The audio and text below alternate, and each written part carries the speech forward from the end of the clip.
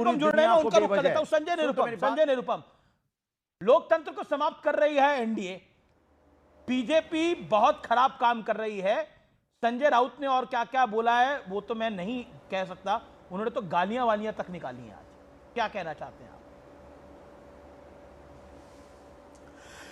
संजय राउत रोज सुबह उठ करके बड़े से बड़े झूठ पर आधारित जानकारियां प्रसारित करते हैं, टीवी के सामने बोलते हैं। जिन सांसदों की कल तक वो चिरौरी कर रहे थे, प्रेम जिनके लिए उनके मन में उमड़ रहा था, जिनको आदर सत्कार कर रहे थे, उनको बाद में बिकाऊ बोलते हैं, बेईमान बोलते हैं और उनको गंदी गालियां भी देते हैं। तो ऐसे व्यक्ति की बातों को हम लोग बहुत गंभीरता से नहीं लेते हैं। हाँ, मैं ये कहना चाहूँगा कि उद्धव ठाकरे की पार्टी में जो बिखराव हो रहा है वह कोई कल के कल हुआ या 6 सांसद निकल गए, ऐसा नहीं है। रोज प्रतिदिन उनके पदाधिकारी, उनके ऑफिस बियरर्स, उनके कैडर के लीडर पार्टी छोड़ छोड़ के शिवसेना में शिंदे साहब का नेतृत्व स्वीकार करते हुए प्रवेश कर रहे हैं। कल जो सांसद गए हैं या फिर जिन्होंने चिट्ठी लिखी है लोकसभा स्पीकर को, जैसी जानकारी हमको मीडिया के थ्रू मिली, वो सारे सांसद वस्तुतः अपने नेतृत्व से नाराज होके गए हैं। उद्धव ठाकरे जी के नेतृत्व में अनास्था व्यक्त करते हुए जा रहे हैं। क्यों? क्योंकि उद्धव ठाकरे जी घर से बाहर निकलते नहीं, मातोश्री से पूरे पार्टी का संचालन करते हैं। अपने सांसद, अपने विधायकों से किसी प्रकार का संवाद नहीं करते, उनसे मुलाकात नहीं करते। महाराष्ट्र के जो इलाकों में वो कभी दौरे नहीं करते, हमेशा इनएक्टिव रहते हैं, जबकि शिंदे साहब हमेशा एक्शन मोड में रहते हैं, इसलिए उनके नेतृत्व में। और दूसरी बड़ी बात, शिंदे साहब जो शिवसेना का नेतृत्व कर रहे हैं, वो शिवसेना प्रमुख बाला साहब ठाकरे के विचारों पर आधारित होकर काम कर रही है। हिंदुत्व के विचारों को हम लोगों ने तिलांजलि नहीं दी, जबकि उद्धव ठाकरे जी ने 2019 में मुख्यमंत्री कुर्सी की लालच में, मुख्यमंत्री के कुर्सी की लालच में उन्होंने हिंदुत्व को तिलांजलि दी और बाला साहब के विचारों को त्याग दिया। क्योंकि बाला साहब ने हमेशा कहा था कि कांग्रेस के साथ हाथ मिलाने से पहले मैं शिवसेना की दुकान बंद कर दूंगा। तो ऐसे में ऐसे उद्धव ठाकरे के वैचारिक क्षरण के बाद उनके पदाधिकारी, उनका कैडर नियमित तौर पर पार्टी छोड़ करके भाग रहा है। और इसके लिए किसी लोकतंत्र को दोष देना, किसी बीजेपी को दोष देना, शिवसेना का दोष देना, मुझे ऐसा लगता है कि चेहरा आपके धूल पे है और सॉरी, धूल आपके चेहरे पर है और आप लेकिन संजय निरुपम, लेकिन एक बात है, को छोड़िए पहले अपने जी संजय राउत, क्योंकि आप भी संजय निरुपम है, वो संजय राउत है, मैं पूछ रहा हूं कि उनको इतना, मतलब वो कह रहे कि उनके नेता कह रहे हैं उन्हें मजबूर कर दिया इतना कि उन्हें गाली देनी पड़ रही है।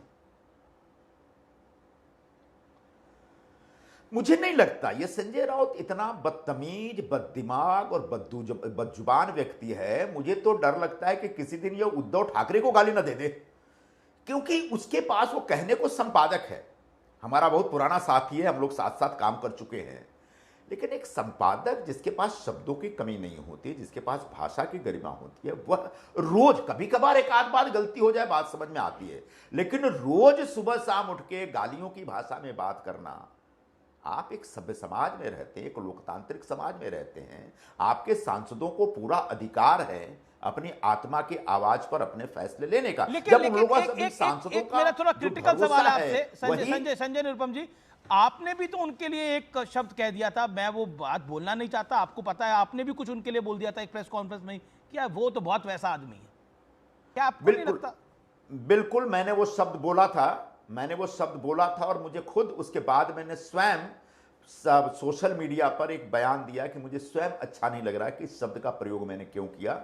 हाँ, उस दिन कुछ ऐसी हरकत उन्होंने कर दी थी, ऐसी क्या हरकतें करी जो आपको ये अचानक मेरी जुबान पे वो बात आ गई थी।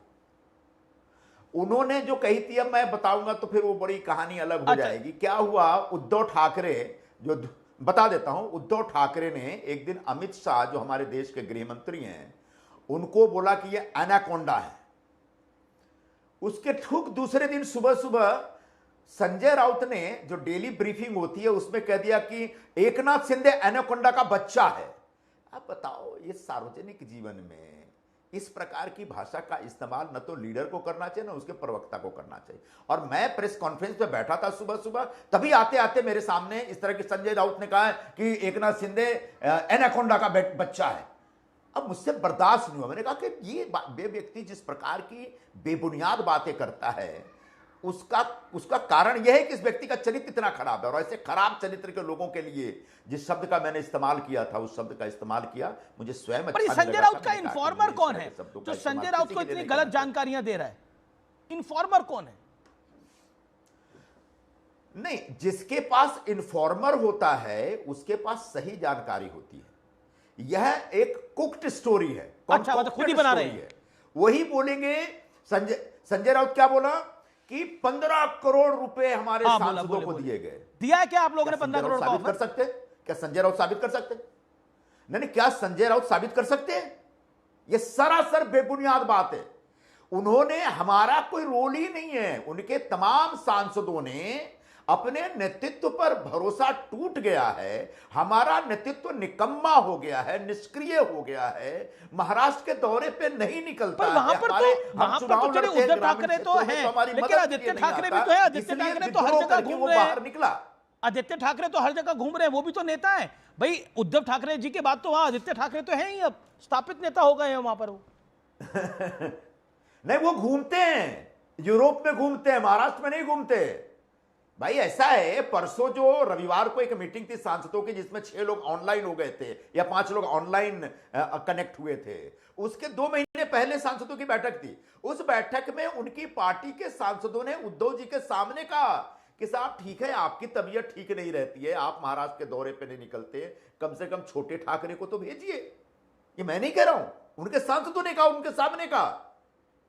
तो आदित्य ठाकरे जी दौरे तो करते हैं, लेकिन हिंदुस्तान से बाहर यूरोप के ठंडे ठंडे प्रदेशों में दौरे करते हैं। महाराष्ट्र के जो गर्मी भरे और पूरा एकदम गरम गरम इलाके हैं इस समय, उन इलाकों में कभी नहीं जाते, क्योंकि इनको एयर कंडीशनड रूम में बैठ करके काम करने की आदत है। पूरी पार्टी ही फेसबुक लाइव है, पूरी पार्टी मातोश्री से चलती है। आप कह रहे हैं शिवसेना पूरी पार्टी फेसबुक लाइव है, मोड में रहते हैं और ग्रास रूट पे रहते हैं।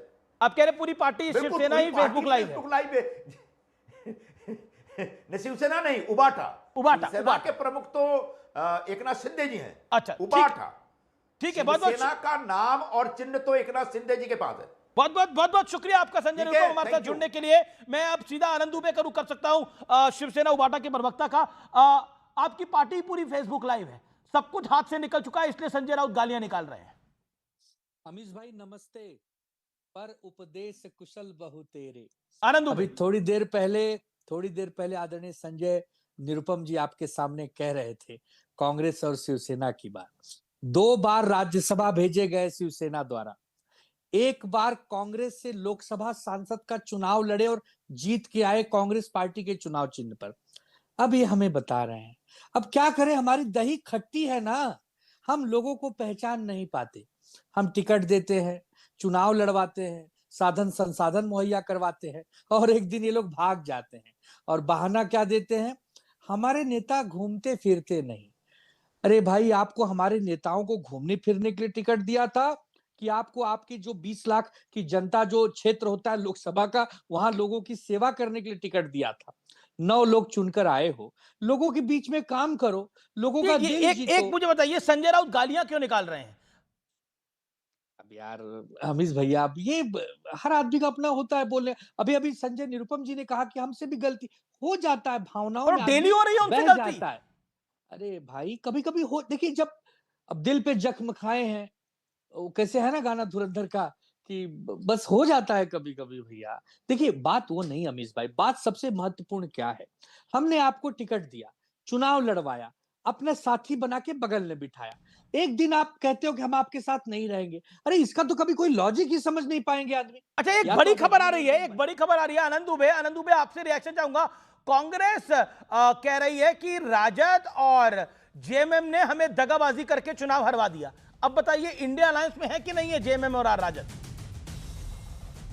अगर हरा दिया है तो गुस्सा भी जायज है।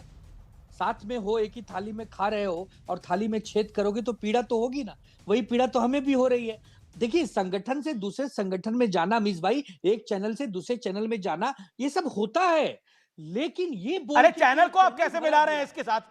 पार्टी में मतलब आप लोग कमाल की बात करते हैं, चैनल को कहां से मिला रहे हैं? कि लोग संगठन में जाते हैं, पार्टियां छोड़ते हैं, लेकिन बार बार पीठ पे छुरा थोड़ी भोगते हैं। अब देखिए, यहां